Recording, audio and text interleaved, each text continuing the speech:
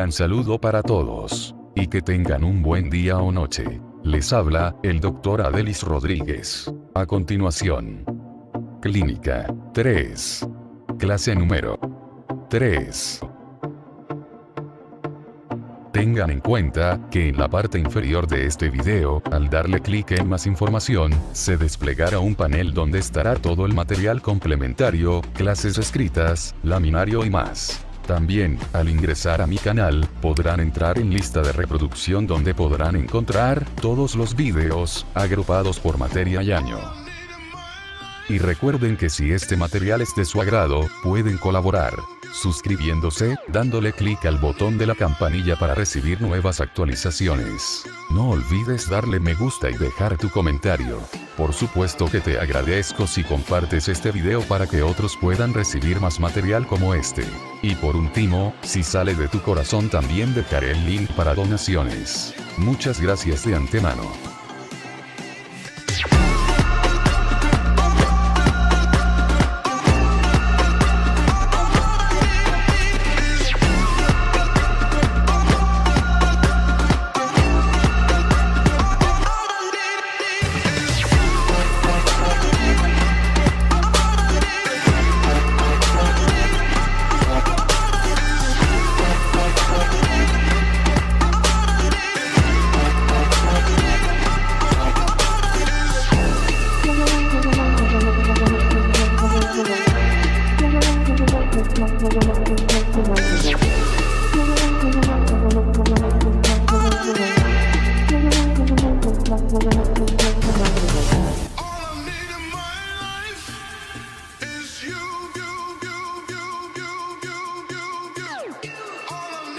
Reciban nuestro saludo al iniciar la actividad número 3 en la que abordaremos y orientaremos el estudio del síndrome de inmunodeficiencia adquirida, conocido como la pandemia del siglo XX y de la que el mundo no se ha podido librar a pesar de los grandes avances tecnológicos y se extiende hoy en todo el planeta. En su corta historia tiene mayor repercusión desde el punto de vista social, político, científico que ninguna otra enfermedad.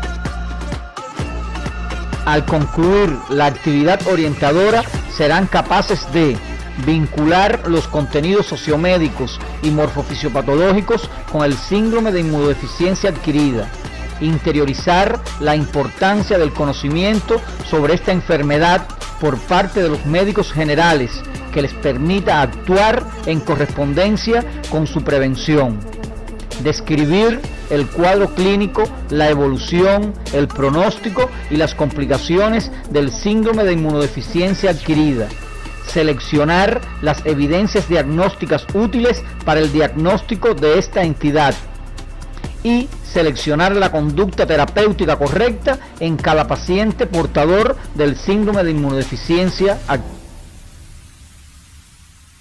Esta terrible enfermedad ha pasado por 3 momentos importantes. La descripción de los primeros casos clínicos en el verano de 1981 en pacientes portadores de enfermedades infrecuentes y oportunistas, como la neumonía por Pneumocystis carini y el sarcoma de Kaposi. El segundo momento fue el aislamiento del virus en el año 1983 y el tercero en el año 1996 con la introducción de tratamiento antirretroviral potente. En la actualidad, la morbimortalidad por esta enfermedad está en ascenso, a pesar de las múltiples campañas y proyectos internacionales para encontrar una vacuna. La Organización Mundial de la Salud estima que actualmente alrededor de 40 millones de personas están infestadas en el mundo con el virus de la inmunodeficiencia humana 1, de los cuales 3 millones son niños y más del 70% de ellos se encuentran en África subsahariana. Las cifras acumuladas de muerte en el mundo por el SIDA exceden los 20 millones de personas. Las zonas más afectadas son el África subsahariana, el este del Asia y el Pacífico y Sudamérica. Se ha convertido en la 4ª causa de mortalidad en el mundo. Cada año aparecen entre 4 y 5 millones de nuevos casos y 3 millones de muertes por esta enfermedad. Los grupos de edades más afectados por esta enfermedad son los que se encuentran entre 25 y 50 años. Por raza, la negra no hispana. Por categoría de exposición, los hombres, pero ha tenido un incremento en las mujeres por mayor exposición a las drogas y a los contactos heterosexuales. Veamos algunos reportes de actualidad donde las cifras hablan por sí solas.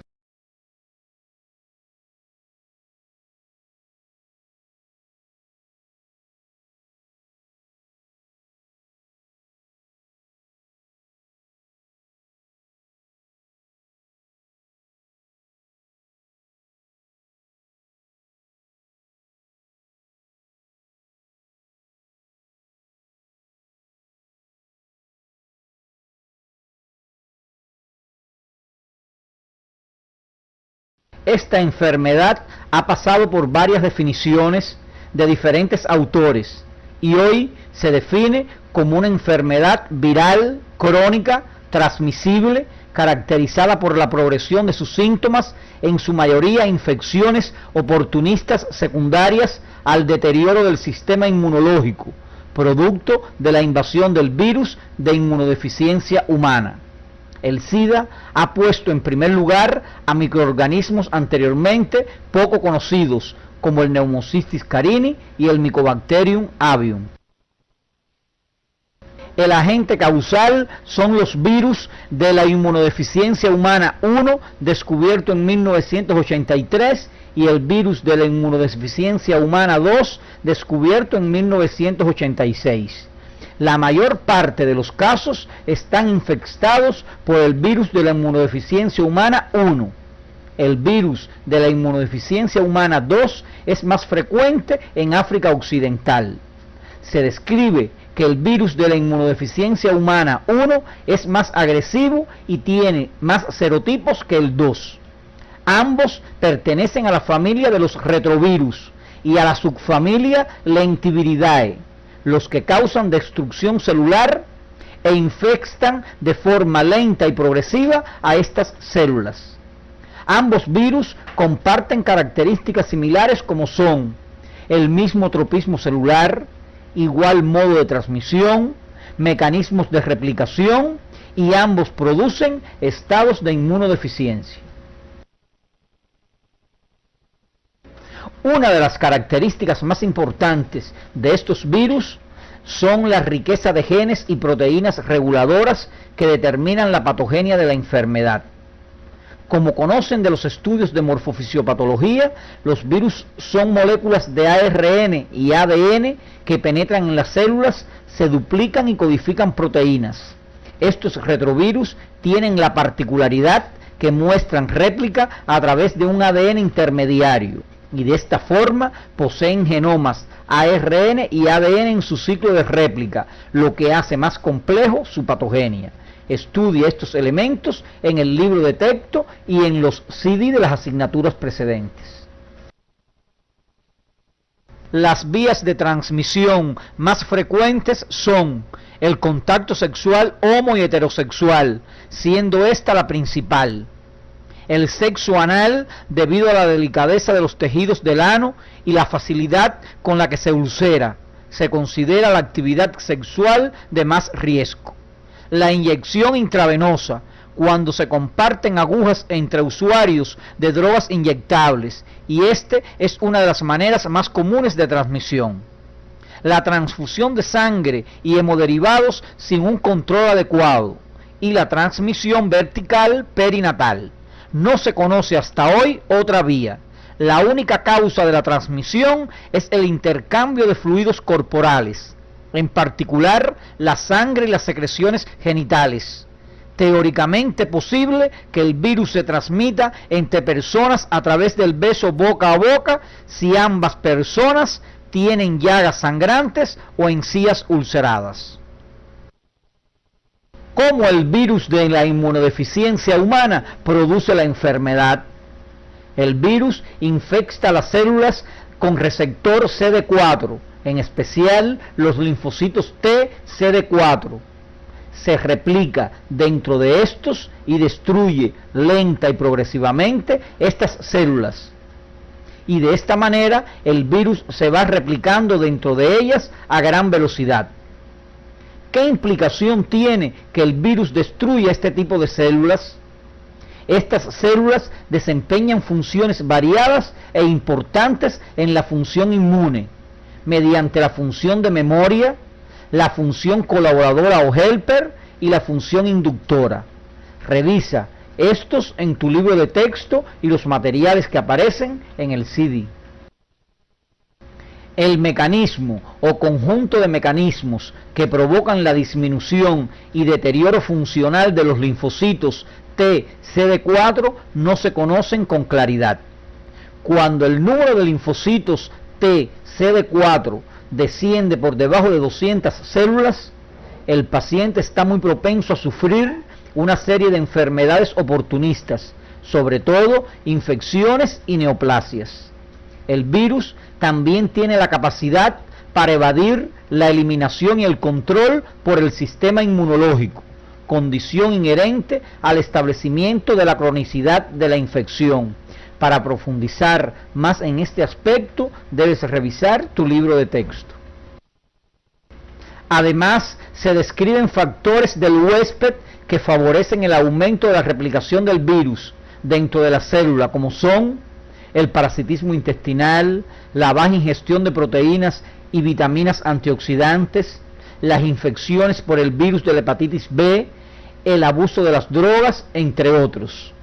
El sello de la enfermedad causada por el virus de la inmunodeficiencia humana es la profunda inmunodeficiencia, que se deriva sobre todo de un déficit progresivo, cualitativo y cuantitativo de la subpoblación de linfocitos T colaboradores, en cuya superficie poseen la molécula CD4, que funciona como el principal receptor celular del virus de la inmunodeficiencia humana.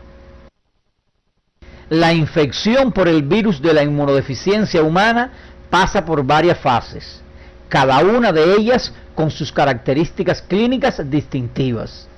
Las fases clínicas de la infección-enfermedad por el virus de la inmunodeficiencia humana son la infección aguda o primoinfección, el período de portador asintomático, la fase de complejo relacionado con el síndrome de inmunodeficiencia adquirida y la fase de caso del síndrome de inmunodeficiencia adquirida. La fase de infección aguda o la primoinfección es una enfermedad sintomática transitoria que se presenta en el 40-90% de los casos entre la segunda y la 10ª semanas después del contagio. Con frecuencia, estas manifestaciones pasan inadvertidas o se confunden con otros procesos banales. Duran entre 1 a 3 semanas y suelen ser la fiebre, las faringitis, las adenopatías, las mialgias, el exantema, la sudación nocturna y las artralgias los síntomas y signos principales. Con poca frecuencia se presentan infecciones oportunistas como candidiasis esofágica o tuberculosis. Otras manifestaciones neurológicas incluyen la parálisis facial periférica, el síndrome de Guillain-Barré, las radiculopatías y las meningoencefalitis. En esta etapa no se detectan anticuerpos frente al virus de la inmunodeficiencia humana. Se determina la carga viral y se detectan antígenos P24. El período de portador asintomático se caracteriza por ser el de mayor duración, llegando hasta 10 años en los casos no tratados. La enfermedad progresa durante este periodo y la rapidez con que lo haga es directamente proporcional a los niveles de RNA del virus de la inmunodeficiencia humana. Las cifras de linfocitos TCD4 descienden en forma progresiva durante este periodo asintomático y cuando alcanza cifras inferiores a 200 células, el estado de inmunodeficiencia es de intensidad suficiente para que el paciente entre a la fase de enfermedad clínicamente evidente. La fase o etapa de caso de SIDA se caracteriza por el espectro de manifestaciones clínicas, el cual es amplio e incluye afectación de muchos aparatos. Las enfermedades que con más frecuencia se presentan son una amplia gama de infecciones oportunistas y neoplasias infrecuentes.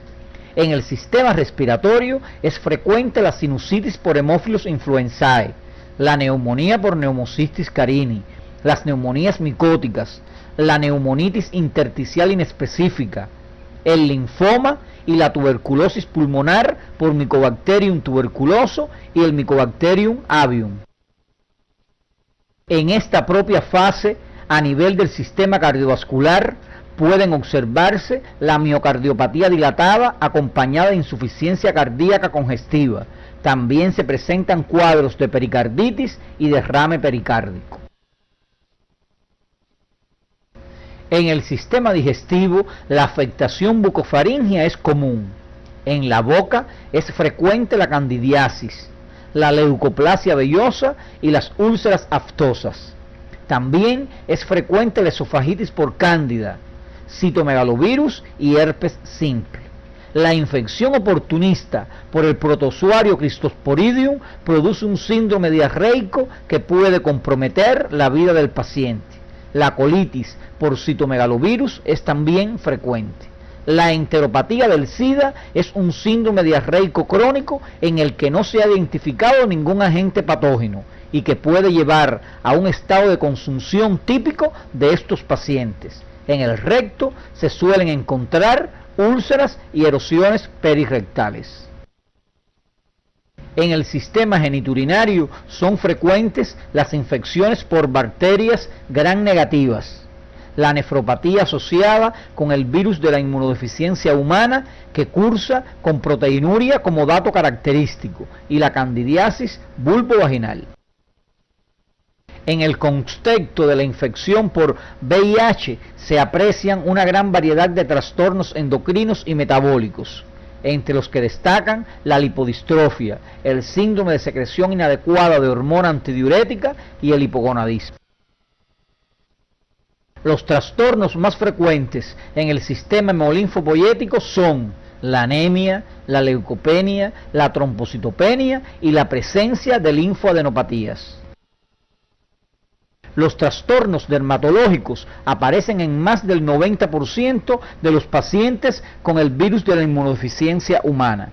Entre los más comunes están el sarcoma de Kaposi, la dermatitis seborreica, la foliculitis pustulosa eosinófila, el herpes zóster, las lesiones bucales y genitales por herpes simple y el molusco contagioso.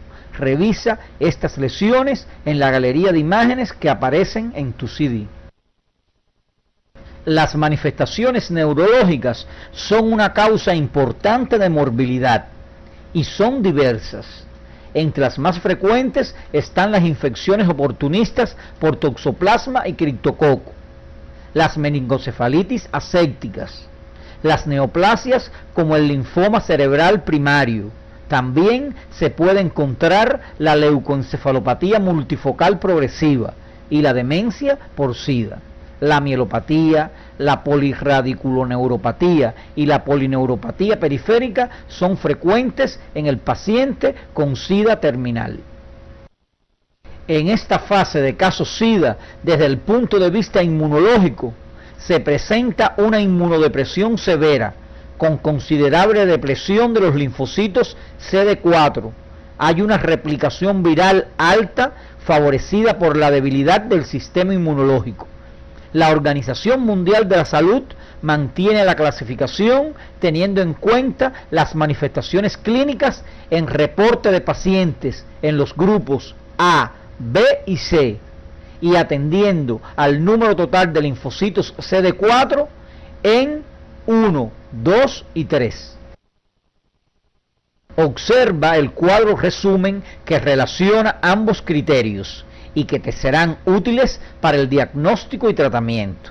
Observa los que están en color rojo, son considerados casos SIDA. Todos los de la categoría C están en esta situación y los de la categoría A3 y B3 también.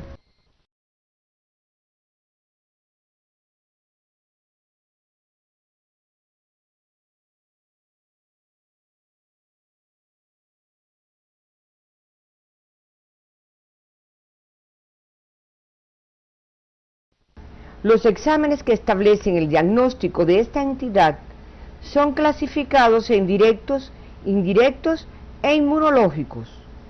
Los exámenes directos son útiles para el diagnóstico precoz, pero son muy costosos y no están disponibles a todos los niveles. Estos son el cultivo viral, la reacción en cadena de polimerasa y antigenemia P24. Las pruebas indirectas demuestran la respuesta inmune por parte del huésped y están basadas en detección de anticuerpos en el suero, por lo que la presencia de anticuerpos anti-VIH representa estado de portador actual. Estas incluyen la conocida serología VIH ELISA o microELISA. Es la más usada, es muy sensible, pero poco específica.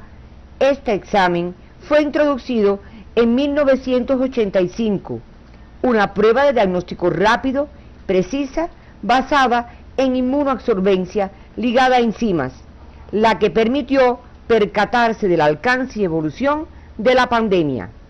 Además, otra prueba de las indirectas es la serología de Western blot, confirmatoria, específica y sensible. Por otro lado, las pruebas inmunológicas revelan el daño que el virus muestra a las células del sistema inmunológico.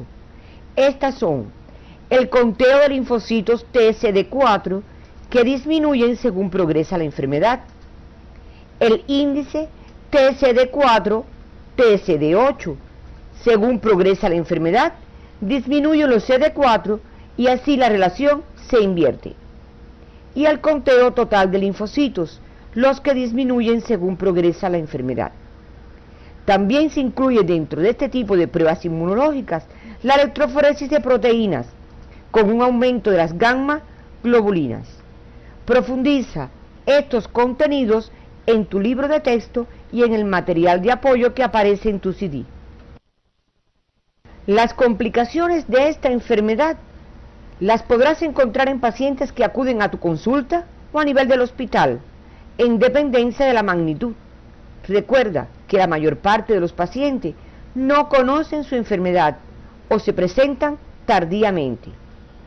Estas complicaciones estarán en relación al sistema afectado, como describimos anteriormente. Señalaremos algunas de ellas. En el sistema respiratorio, las neumonías, sinusitis y tuberculosis pulmonar. En el sistema digestivo, la presencia de diarreas crónicas, disfagia de causa infecciosa, neoplásica o inflamatoria. Las complicaciones neurológicas pueden ser por invasión del virus VIH-1 o secundaria a las infecciones a este nivel, la presencia de encefalitis, meningitis aséptica, meningitis de causa infecciosa por Cryptococcus neoformans y la neurotoxoplasmosis. Además, la presencia de procesos tumorales asociados al sarcoma de Kaposi o linfoma. Otras complicaciones que pueden ser la carta de presentación del paciente en el consultorio son la leucoplasia vellosa oral, candidiasis oral, dermatitis seborreica, pérdida de peso con síndrome diarreico asociado, entre otras. La evolución del paciente es progresiva y otros exámenes durante este tiempo también presentarán alteraciones, como es el hemograma, que revela la presencia de anemia. La velocidad de eritrosedimentación se acelera en dependencia de la infección oportunista. Las pruebas de función hepática se alteran a medida que progresa la enfermedad. Se puede realizar radiografía de tórax para detectar la presencia de neumopatía inflamatoria y signos de tuberculosis pulmonar. Se realizará tomografía axial computarizada de cráneo en caso de sospecha de atrofia cerebral asociada. El pronóstico de esta enfermedad no es satisfactorio hasta este momento. Algunas situaciones clínicas ensombrecen este pronóstico. Revisa este capítulo en tu libro de texto. El médico general de estos tiempos debe estar preparado para el diagnóstico temprano e imponer tratamiento según los programas vigentes en cada región. Pero el tema de prevención constituye la única y eficaz arma en estos tiempos. Desde su aparición en el pasado siglo, han sido muchos los esfuerzos por encontrar un tratamiento eficaz, único o combinado de drogas. Programas potentes, drogas antirretrovirales, potentes antibióticos para combatir las infecciones. Sin embargo, el único tratamiento eficaz, sencillo y económico es el preventivo, hasta este momento que no disponemos aún de la vacuna, donde el médico tiene que replicarse como el propio virus para hacer la educación y manejo de los grupos de riesgo. En este caso, están los consejos de una conducta sexual estable y segura con el uso de preservativos, no compartir agujas y jeringas. El personal sanitario se le recomienda el empleo de guantes al manipular sangre o hemoderivados, al realizar procederes a nivel de hospitales y clínicas estomatológicas y en otros servicios asistenciales. Si nos enfrentamos a un caso de un paciente enfermo de SIDA, el tratamiento estará dirigido en dos vertientes: el tratamiento antirretroviral y el tratamiento de las infecciones oportunistas de existir. En todos los países existen programas que clasifican y estiman las dosis para el uso correcto de las drogas disponibles, las cuales son muy costosas. Existen varios criterios y escuelas. El objetivo del tratamiento antirretroviral es disminuir la replicación del virus a través de drogas antirretrovirales e inmunomoduladoras, además del uso de quimioprofilaxis para la tuberculosis, antineumocitis carini y antitoxoplasma.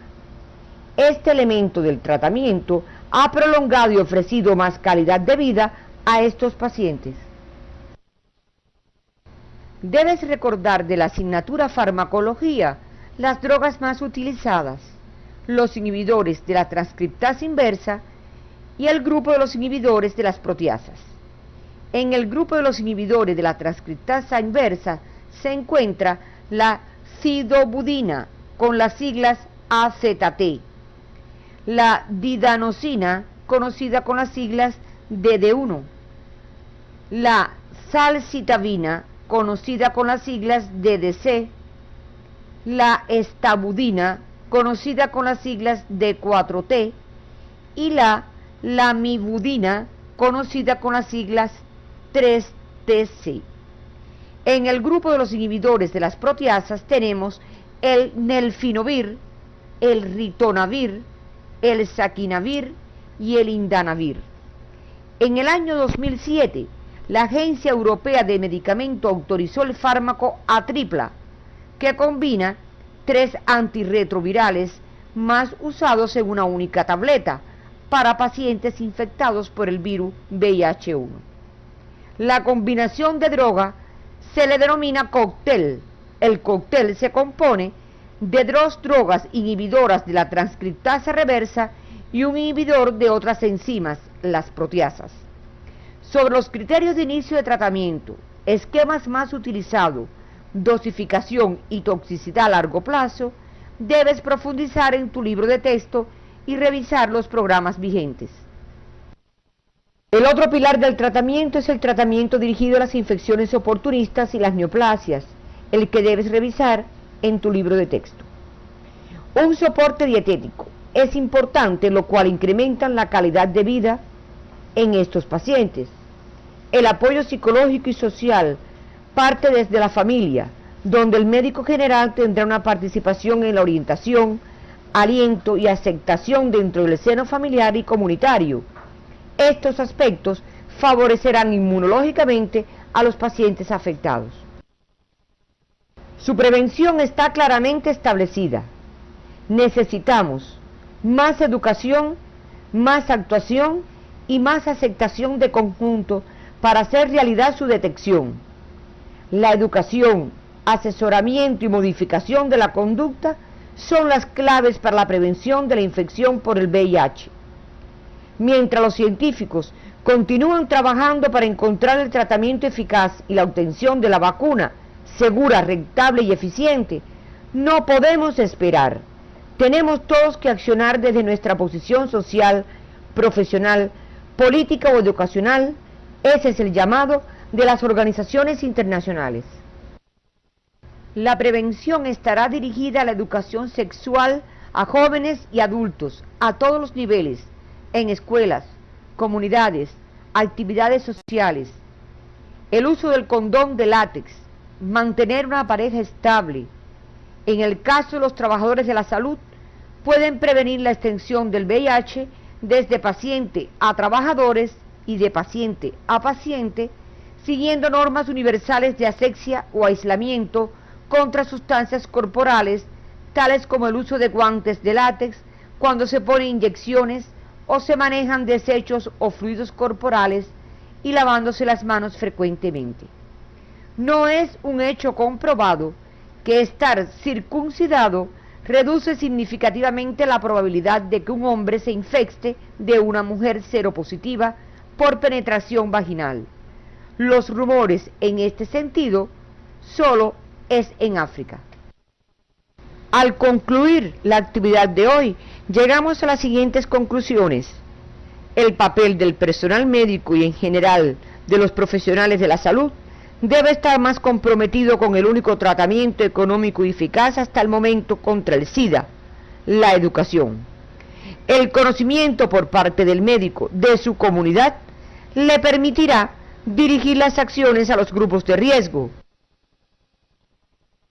El conocimiento de las variadas manifestaciones clínicas y la evolución de esta enfermedad contribuyen al diagnóstico temprano de la misma y decidir el esquema de tratamiento oportuno según los programas vigentes. El apoyo psicológico al paciente, la familia, el aconsejamiento nutricional y de su relación sexual constituyen pilares fundamentales del tratamiento. No podemos quedarnos perplejos ante las cifras y esperar la vacuna eficaz. Accionemos hoy con nuestra única arma que tenemos, la palabra.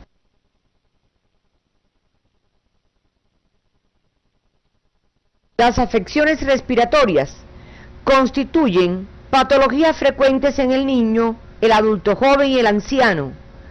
Dentro de estas están las infecciosas y el asma bronquial. En ocasiones, las infecciosas son causa primaria y en otras como complicación respiratoria de otro sistema. El asma bronquial, por su parte, es una entidad inflamatoria crónica de etiología multicausal y que se presentan con gran frecuencia como una urgencia médica de gran connotación clínica que en ocasiones puede conducir a la muerte.